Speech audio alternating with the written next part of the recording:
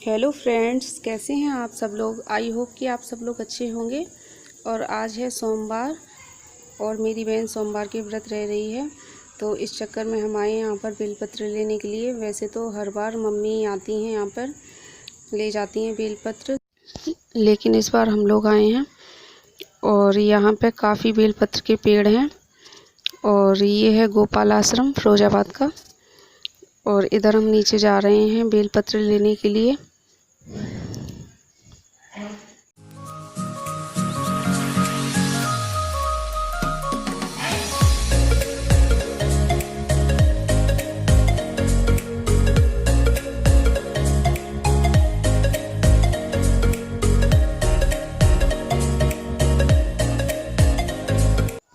और ये मेरी छोटी सिस्टर मुझे बता रही है कि ये कौन कौन से बेलपत्र के पेड़ हैं। ये सारे जो आपको दिख रहे हैं ये सारे सामने बेलपत्र के ही पेड़ लगे हुए हैं। और ये शगुन तोड़ रही है, तो मैंने बोला था इससे अकेला मैं तोड़ देती हूँ, तो बस इसने एक थोड़े बहुत ही तोड़े हैं और मैं आ गई हूँ तोड़ने के लिए। और इस पेड़ पे बहुत ही कांटे होते हैं, तो बड़ी सावधानी से एक एक पत्ती अच्छे से पकड़ के तोड़ रहे हैं। काफ़ी कांटे थे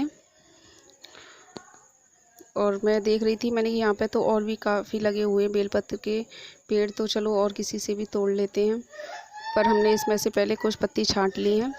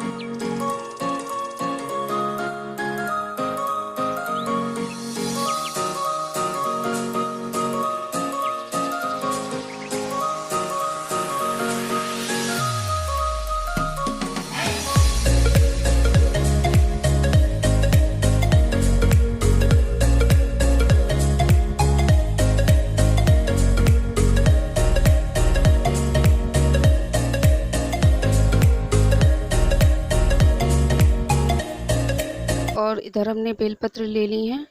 और मैं आपको एक और बेलपत्र का पेड़ दिखा रही हूँ, ये भी काफ़ी घना है। और ये हमने बाद में देखा था, हम किसी और का समझ रहे थे, फिर हमको बाद में देखा कि ये भी बेलपत्र का ही है, नहीं तो हम पहले इससे ही तोड़ लेते। और अब हम जा रहे हैं वापस, और उससे पहले हम जाएंगे अंदर।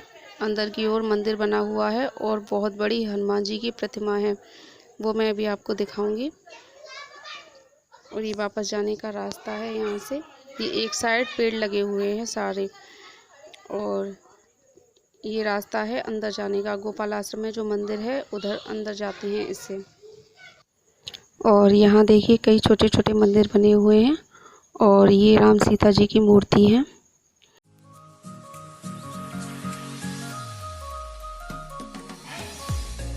और ये नरसिंह भगवान की मूर्ति है।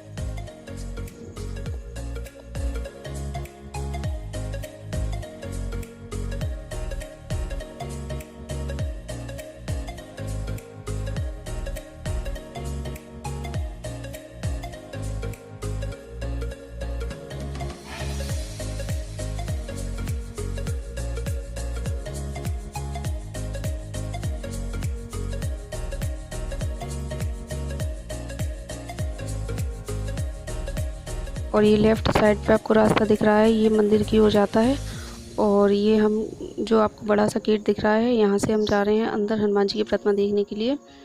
और ये देखिए कितनी बड़ी हनुमान जी की प्रतिमा है, और इसे मैं पास से दिखाती हूँ आपको।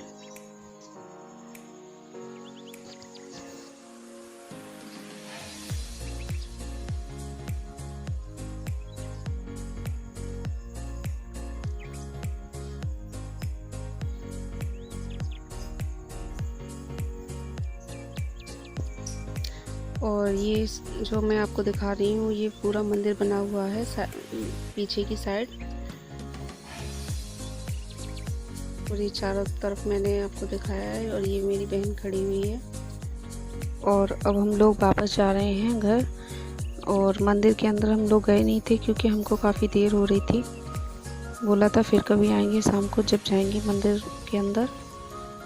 और ये दूसरा वाला गेट है, हम आए थे पहले वाले गेट से और ये दूसरे वाले गेट से हम बाहर जा रहे हैं। और अब हम लोग घर जा रहे हैं। घर जाकर सावन सोमवार की व्रत कथा करनी है और वो मैं आपको भी सुनाऊंगी। और उसके बाद ही मैं अपने ब्लॉग का एंड करती हूँ। और इधर कथा कहने के लिए चावल हाथ में दे दिए। एक समय श्री महादेव जी पार्वती जी के साथ भ्रमण करते हुए मृत्युलोक में अमरावती नगरी में आए। वहां राजा ने सुंदर शिव मंदिर बनवाया। शंकर जी वहीं ठहरने लगे। एक दिन पार्वती जी शिव जी से बोली, नाथ आओ आज चौसर खेलें। खेल प्रारंभ हुआ। उसी समय पुजारी जी पूजा करने को आए। पार्वती जी ने पूछा, पुजारी जी बताइए जीत किसकी होगी? वह बोले शंकर जी की। और अंत में जीत पार्वती की हुई। पार्वती जी ने मिथ्या भाषण के कारण पुजारी जी को कौड़ी होने का श्राप दिया। पुजारी जी कौड़ी हो गए। कुछ काल बाद अप्सराएं पूजन के लिए आईं। पुजारी जी से कौड़ी होने का कारण पूछा। पुजारी ने सब बातें बतला दी। अप्सराएं बोली, पुजारी जी तुम 16 सोमवार का व्रत करो, महादेव जी तुम्हारा कष्ट दूर करेंगे। पुजारी जी ने उत्सुकता से व्रत विधि पूछी। अप्सरा बोली, सोमवार का व्रत करें, संध्या पास उपरांत आधा सेर गेहूं के आटे की 3 अंगा बनावें और घी गुड़ दीप नदे बेलपत्र आदि से पूजन करें। बाद में 1 अंग अर्पण कर शेष 2 अंगा प्रसादी समझ विपरीत कर प्रसाद लें। इस विधि से 16 सोमवार कर 17वें सोमवार को पाव सेर गेहूं के आटे की बाटी का चूरमा बनाकर भोग लगाकर बांट दें। फिर सकुटुम्ब प्रसाद ग्रहण करें। ऐसा करने से शिव जी तुम्हारे मनोरथ पूर्ण करेंगे। यह कहकर अप्सरा स्वर्ग को चली गईं। पुजारी जी यथाविधि व्रत कर रोग मुक्त हुए और पूजन करने लगे। कुछ दिन बाद शंकर पार्वती फिर आए। पुजारी जी को कुशलता पूर्वक देख पार्वती ने रोग मुक्ति का कारण पूछा। पुजारी के कथा अनुसार पार्वती ने व्रत किया, फलस्वरूप अप्रसन्न कार्तिकेय जी माता के आज्ञाकारी हुए। कार्तिकेय जी ने भी पार्वती जी से पूछा कि क्या कारण है, मेरा मन आपके चरणों में लगा है। पार्वती ने वही व्रत बतलाया। कार्तिकेय जी ने भी व्रत किया, फलस्वरूप बिछड़ा हुआ मित्र मिला। उसने भी कारण पूछा। बताने पर विवाह की इच्छा से यथाविधि व्रत किया। फलते वह विदेश गया। वहाँ राजा की कन्या का स्वयंवर था। राजा का प्रण था कि हथनी जिसको माला पहनाएगी उसी के साथ पुत्री का विवाह होगा। वह ब्राह्मण भी स्वयंवर देखने की इच्छा से एक ओर जा बैठा। हथनी ने माला इसी पंडित को पहनाई। धूमधाम से विवाह हुआ। तत्पश्चात दोनों सुख से रहने लगे। एक दिन राजकन्या ने पूछा, नाथ आपने कौन सा पुण्य किया जिससे राजकुमारों को छोड़ हथनी ने आपका वरण किया? ब्राह्मण ने 16 सोमवार का व्रत सविधि बताया। राजकन्या ने सत्व प्राप्ति के लिए व्रत किया और सर्वगुण संपन्न पुत्र प्राप्त किया। और बड़ा होने पर पुत्र ने पूछा, माताजी किस पुण्य से मेरी प्राप्ति आपको हुई? राजकन्या ने सविधि 16 सोमवार व्रत बतलाया। पुत्र राजकामना से व्रत करने लगा। उसी समय राजा के दूतों ने आकर राजकन्या के लिए वरण किया। आनंद से विवाह संपन्न हुआ। राजा के देवलोक होने पर ब्राह्मण कुमार को गद्दी मिली। फिर भी वह इस व्रत को करता रहा। एक दिन इसने अपनी पत्नी से पूजन सामग्री शिवालय ले चलने को कहा, परंतु उसने दासियों द्वारा भिजवा दी। जब राजा ने पूजन समाप्त किया तो आकाशवाणी हुई कि इस पत्नी को निकाल दे, नहीं तो वह तेरा सत्यानाश कर देगी। प्रभु की आज्ञा मान इसने रानी को निकाल दिया। रानी भाग्य को कोसती हुई एक नगर में बुढ़िया के पास गई। दीन देख बुढ़िया ने इसके सिर पर सूत की पोटली रख बाजार भेजी। रास्ते में आंधी आई, पोटली उड़ गई। बुढ़िया ने इसको फटकार कर भगाया। वहां से तेली के पास पहुंची तो सब माट चटक गए। उसने भी निकाल दी। पानी पीने नदी पर पहुंची तो नदी सूख गई। सरोवर पर पहुंची तो हाथ स्पर्श होते ही जल में कीड़े पड़ गए। उसी जल को पी आराम करने के लिए जिस पेड़ के नीचे जाती वही सूख जाता। वन और सरोवर की यह दशा देख ग्वालियर से मंदिर के गुसाई के पास ले गए। यह देखकर गुसाई जी समझ गए यह कुलीन अबला आपत्ति की मारी हुई है। धैर्य बांधते हुए बोले, बेटी तू मेरे यहाँ रह, किसी बात की चिंता मत कर। रानी आश्रम में रहने लगी, परंतु जिस वस्तु से इसका हाथ लगे उसमें कीड़े पड़ जाएं।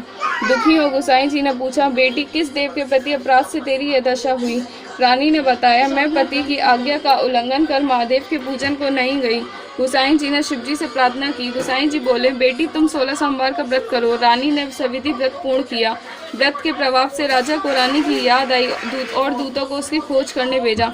आश्रम में रानी को देख दूतों ने आकर राजा को रानी का पता बताया।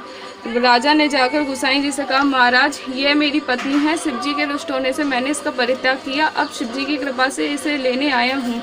कृपया इसे जाने की आज्ञा दें। गोसाई जी ने आज्ञा दे दी। राजा रानी नगर में आए। नगर वासियों ने नगर सजाया। बाजे बजने लगे। मंगलोच्चार हुआ। शिवजी की कृपा से प्रतिवर्ष 16 सोमवार व्रत होकर रानी के साथ आनंद में रहने लगा।